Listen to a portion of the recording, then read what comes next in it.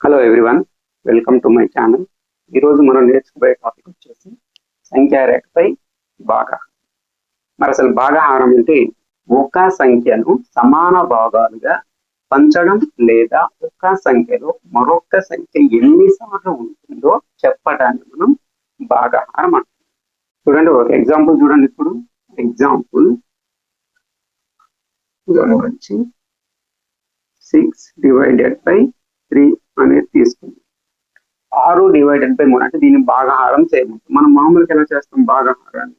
6 ఈ విధంగా చేస్తాం. 3 2 సార్లు పోతుంది. 3 2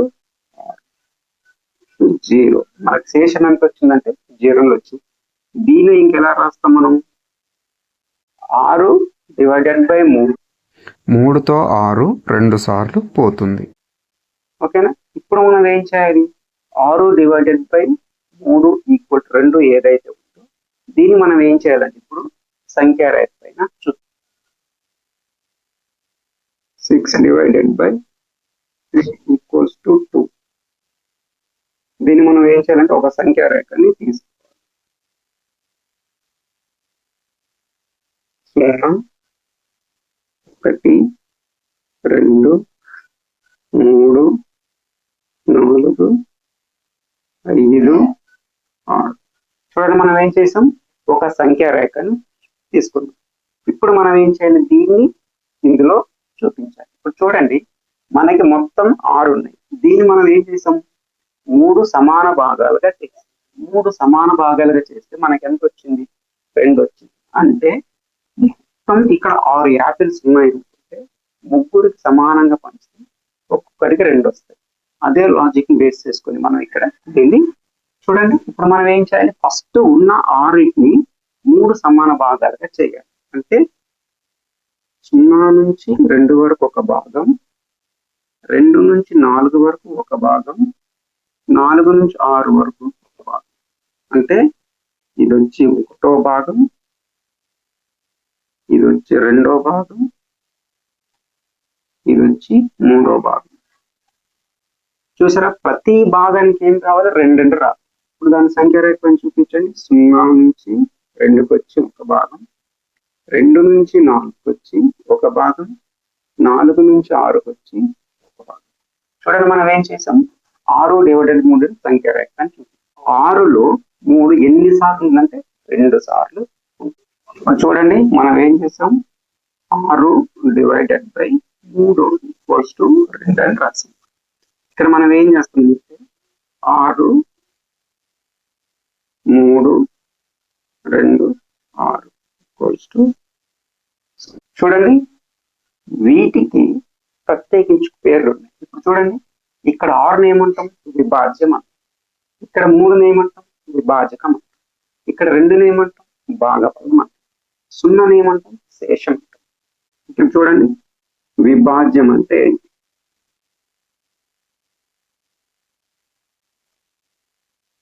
విభాజ్యం అంటే ఏంటి? ఏ సంఖ్యను భాగిస్తున్నామో ఆ సంఖ్యను విభాజ్యం అంటాం. ఇక్కడ విభాజ్యం ఏమవుతుందంటే మనకి 6 అనేది అవుతుంది. చూడండి, ఇప్పుడు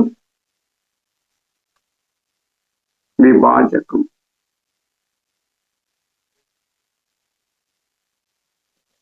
మరి విభాజకం అంటే ఏంటి? ఏ సంఖ్యతో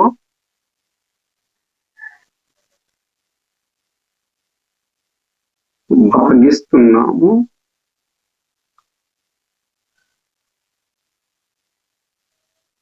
ఆ సంఖ్యను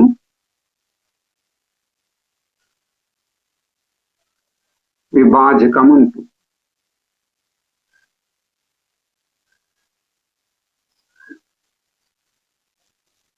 ఇప్పుడు విభాజకం ఏమవుతుంది?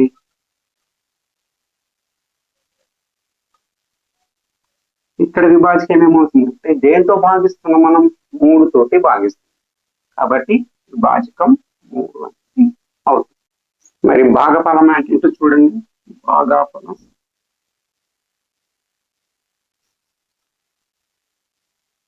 మరి భాగఫలం అంటే ఏంటంటే ఎన్నిసార్లు భాగిస్తున్నాము దాన్ని భాగఫలం అంటే. ఎన్నిసార్లు భాగిస్తున్నాము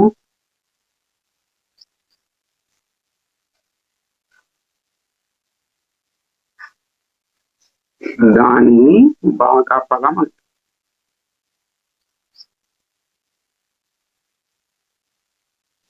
చూడండి ఏం చెప్తున్నాము, ఎన్నిసార్లు భాగిస్తున్నాము దానిని భాగఫలం అంటాం. మరి ఇక్కడ భాగఫలం ఏమవుతుంది, భాగఫలం ఏమవుతుంది అంటే 2 సార్లు పోతుంది కదా, కాబట్టి భాగఫలం అనేది 2 అవుతుంది. చూడండి మరి శేషం అంటే ఏంటి, శేషం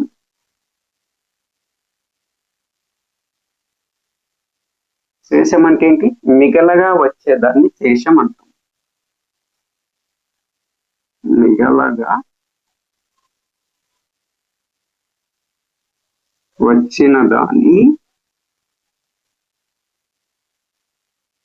శేషం అంటాం. మరి ఇక్కడ శేషం ఏమవుతుంది, 0 అనేది అవుతుంది. ఈ భాగాహారం యొక్క సైన్ రూల్స్ గురించి మాట్లాడాలి, ఎలా ఉంటాయో చూద్దాం. చూడండి ఫస్ట్ సైన్ రూల్ వచ్చేసి ఎగ్జాంపుల్ 1 ఏంటంటే, ఒక రుణపూర్ణ సంఖ్యను ధనపూర్ణ సంఖ్యతో గాని ధనపూర్ణ సంఖ్యను రుణపూర్ణ సంఖ్యతో గాని భాగిస్తే భాగఫలం రుణపూర్ణ సంఖ్య. 25 అనేది ఒక నంబరు బై -5 అనేది ఒక నంబర్. అంటే ఏం చెప్తున్నాం, రుణపూర్ణ సంఖ్యను ధనపూర్ణ సంఖ్యతో గాని ధనపూర్ణ సంఖ్య రుణపూర్ణ సంఖ్యతో కానీ భాగిస్తే మనకు వచ్చే భాగఫలం ఏమవుతుందంటే రుణ సంఖ్య. ఇక్కడ చూడండి 5 ఎన్నిసార్లు పోతుంది, 5 సార్లు పోతుంది. అంటే మనకేం వచ్చింది, -5 అనేది వచ్చింది. ఇంకేం చెప్తుంది ఇక్కడ, -25 బై 5, 5 5లు 25. ఇక్కడ ఏమొచ్చింది, -5 వచ్చింది. అంటే ధనపూర్ణ సంఖ్యను రుణపూర్ణ సంఖ్యతో భాగించిన రుణపూర్ణ సంఖ్య వస్తుంది భాగఫలం, రుణపూర్ణ సంఖ్యని ధనపూర్ణ సంఖ్యతో భాగించిన భాగఫలం రుణపూర్ణ సంఖ్య వస్తుందని చెప్తుంది. ఇప్పుడు దీన్ని బట్టి సైన్ రూల్ మనం ఏం రాయొచ్చు,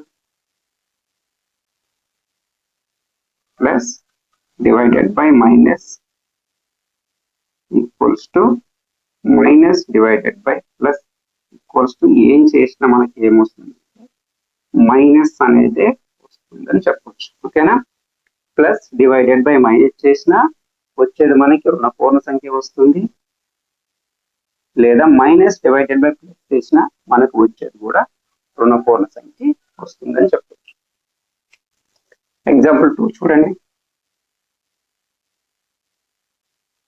ఎగ్జాంపుల్ 2 ఏంటి, ఒక ధనపూర్ణ సంఖ్యను మరొక ధనపూర్ణ సంఖ్యతో భాగిస్తే ధనపూర్ణ సంఖ్య వస్తుంది. ఇక్కడ చూడండి మనం ఏం రాయొచ్చు, సపోజ్ అదే 25, ఇది ఒక ధనపూర్ణ సంఖ్య, 5 ధనపూర్ణ సంఖ్య. ఇప్పుడు 5 సార్లు పోతుంది 25.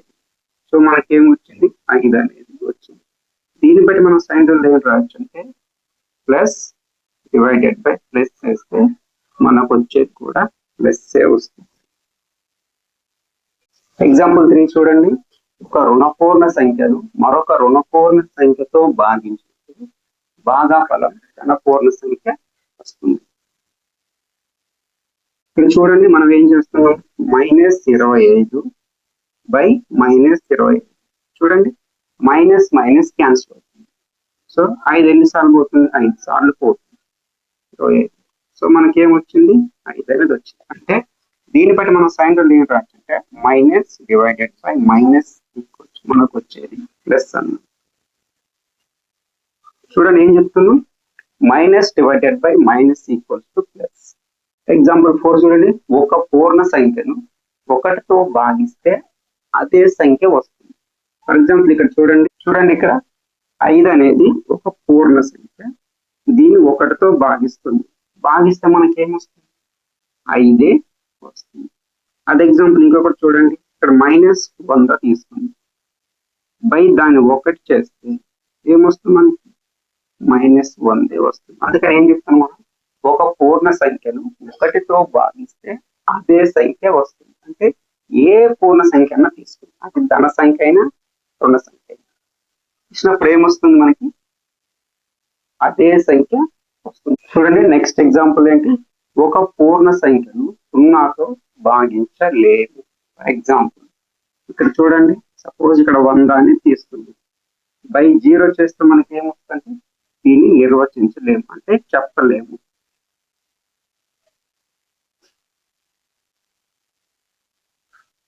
అలాగే ఇంకేం చెప్పొచ్చు, 0/0 కూడా మనం నిర్వచించలేము.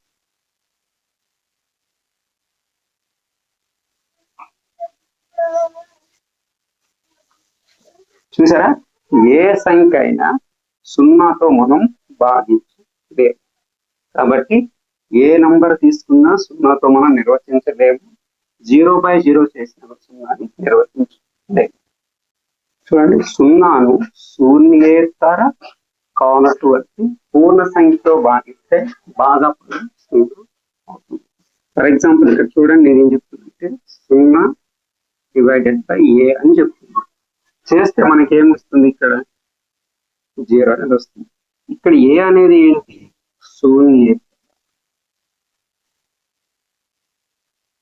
శూన్యేతర సంఖ్య, లేదా ఏ నాట్ ఈక్వల్ టు 0. ఏ అనేది 0 కాకుండా, 0 కాకుండా ఏ సంఖ్య తీసుకున్నా కూడా అది 0నే వస్తుంది.